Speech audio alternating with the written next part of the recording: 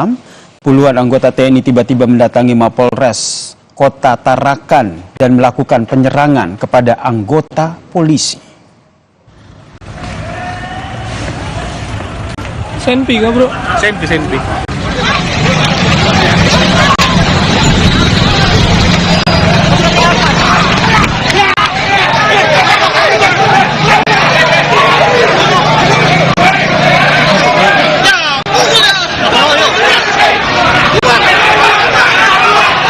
Kami tidak menayangkan utuh peristiwa ini saudara karena mengandung unsur kengerian.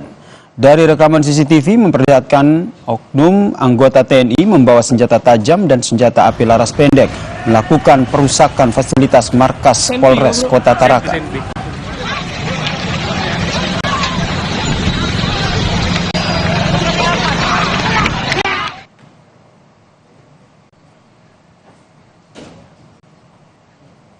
Dalam salah satu video amatir yang viral saudara, tampak seorang polisi dianiaya sejumlah orang. Meski ada orang yang minta mereka berhenti menganiaya. Kami menyunting video ini saudara karena mengandung unsur kengerian. Belum diketahui secara pasti motif penyerangan Mapolres Tarakan yang terjadi pada Senin malam.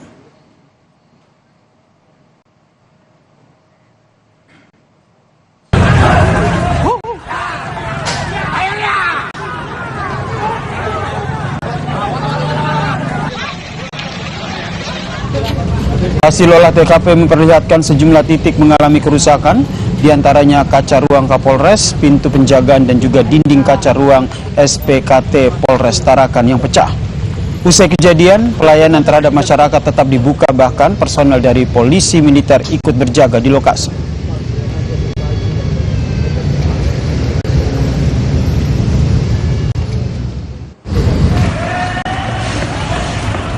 Senpi kah bro? Senpi. Kapolda Kalimantan Utara Irjen Hari Subianto menyebut akibat penyerangan Polres Tarakan, 6 orang polisi terluka dan harus dirawat di rumah sakit. Ke-6 polisi tengah bertugas di bagian sentra pelayanan kepolisian terpadu atau SPKT Polres Tarakan saat sekelompok oknum TNI menyerang Mapolres pada Senin malam. Ditanya mengenai kronologi penyerangan saudara, Kapolda menjawab polisi dan juga POM TNI tengah menggelar penyelidikan berjenjang.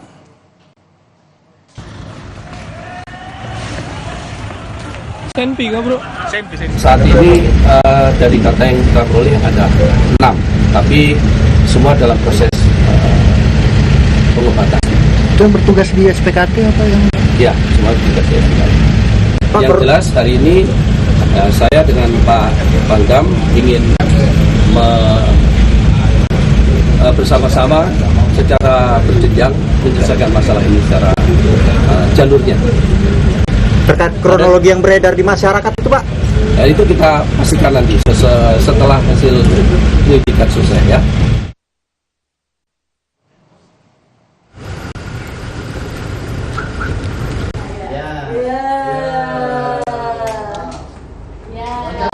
Usai penyerangan Mapolres Tarakan saudara, Pangdam 6 Mulawarman Maijen Rudi Rahmat Nugraha meninjau lokasi bersama dengan Kapolda Kaltara. Pangdam menyatakan masih menyelidiki keterlibatan oknum anggotanya dalam penyerangan Mapolres Tarakan. Nantinya anggota yang terlibat akan dipilah peran masing-masing berikut ringan beratnya hukuman. Kami masih terus mendalami dan menyelidiki para oknum, kemungkinan oknum, dan tentunya nanti akan berhadapan dengan hukum yang berlaku di satuan kami. Sanksi terberatnya ada apa? komitmen sanksi pasti ada. Nanti kita sesuaikan dengan aturan hukum yang berlaku. Peradilan militer apa umum, Komandan? Nanti kita lihat dari hasil penyelidikan, nanti kita bisa klasifikasi yang paling berat, yang ringan, dan sebagainya. Saat ini masih proses semuanya. Lalu bagaimana sebaiknya penyelesaian kasus penyerangan Mapolres Tarakan oleh oknum anggota TNI? Sudah ada Wakil Ketua Komisi 1 DPR, Dev Laksono yang telah bergabung bersama kami di Kompas Petang. Salam sehat, Mas Dev. Selamat siang, gimana kabarnya? Sehat, Bang? Selamat petang, ini sehat alhamdulillah Bang Dev. Ini sudah update bagaimana kronologi sebenarnya kejadian dari penyerangan Mapolres Tarakan oleh oknum anggota TNI ini? Ya, saya baru dapat bagian penyerangannya ya. Yang ada sejumlah orang datang menyerang bahkan memukuli, bahkan sampai ada teriak ampun, minta tolong. Terus ada seorang ibu-ibu yang meminta mereka menghentikan, akan tapi masih terus melakukan penyerangan.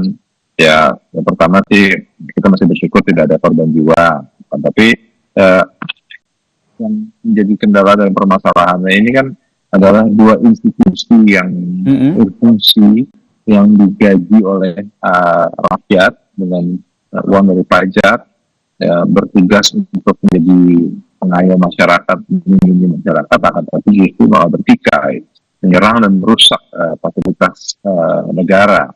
Nah, ini yang harus ada tanggung jawabannya dan juga harus ada proses hukumnya. Baik, itu kita serahkan kepada dua instansi tersebut, baik dari TNI dan Polri, untuk melakukan penyidikan dan juga diurut. Berarti duduk permasalahan ini yang juga tengah dipantau oleh Komisi 1 ya. Rekomendasi penyelesaian dari Komisi 1 seperti apa dengan kasus ini? Ya, gini, kalau mereka yang terlibat melakukan penyerangan, tetap itu harus tetap diproses, karena tidak ada pembenaran untuk mereka melakukan hal tersebut. Nah, tapi itu persoalan awalnya itu juga harus diselidiki. Kenapa para personel TNI itu bisa sampai beringas dan hingga menyerang kantor polisi. Dan juga kita ingat bahwa ini kan bukan kali pertama, sudah cukup berulang-ulang kasus di mana ada konflik antara prajurit TNI dengan personil Polri. Jadi kasusnya penyebabnya macam-macam, tapi walaupun sumbernya itu bisa berbeda-beda, tapi ujungnya kan masih tetap sama, yaitu kericuhan dan juga penyerangan antara personil. Ini yang harus ada tanggung jawabannya, yang harus ada kejelasannya dari dua pihak, dan tidak bisa hanya dengan mencoba tangan dan sedang atau selesai. Tidak.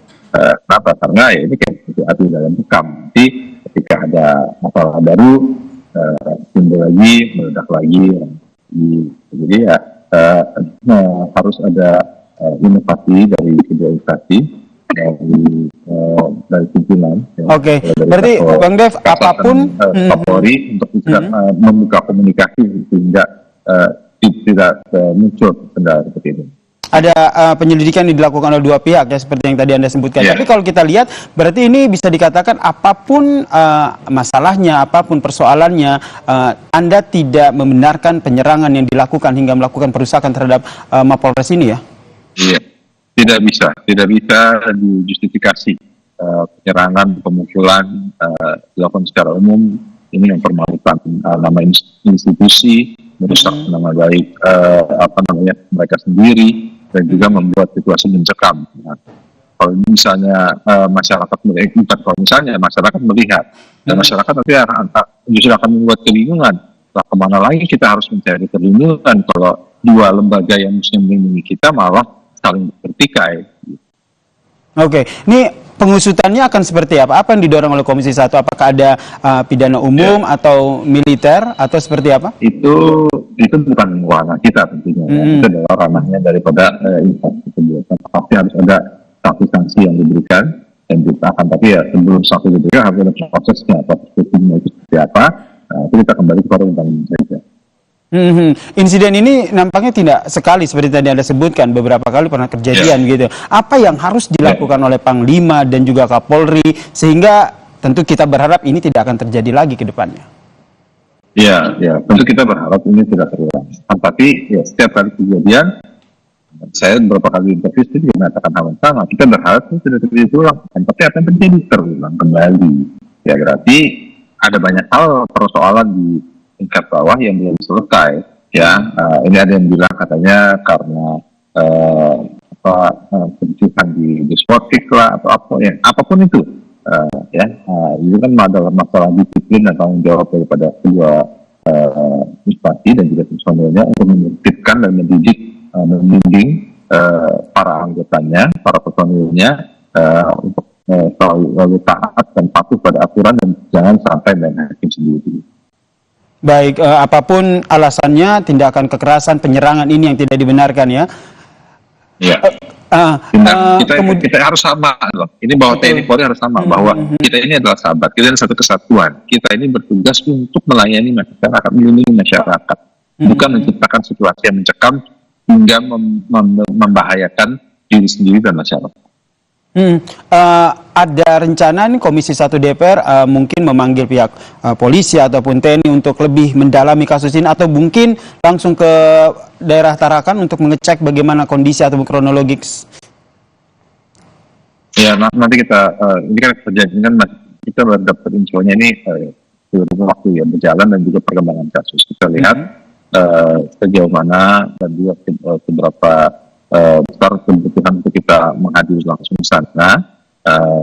Jadi jangan juga kita langsung gegabah. Kita akan kalau jadwal rapat dengan PLI itu selalu ada. Nanti mungkin di rapat berikutnya kita bahas. Sekali lagi kita minta penjelasan ini penanganannya sejauh mana. Baik, terima kasih Wakil Ketua Komisi 1 DPR, Dev Laksono telah bergabung bersama kami di Kompas Petang. Salam sehat, Mas Dev.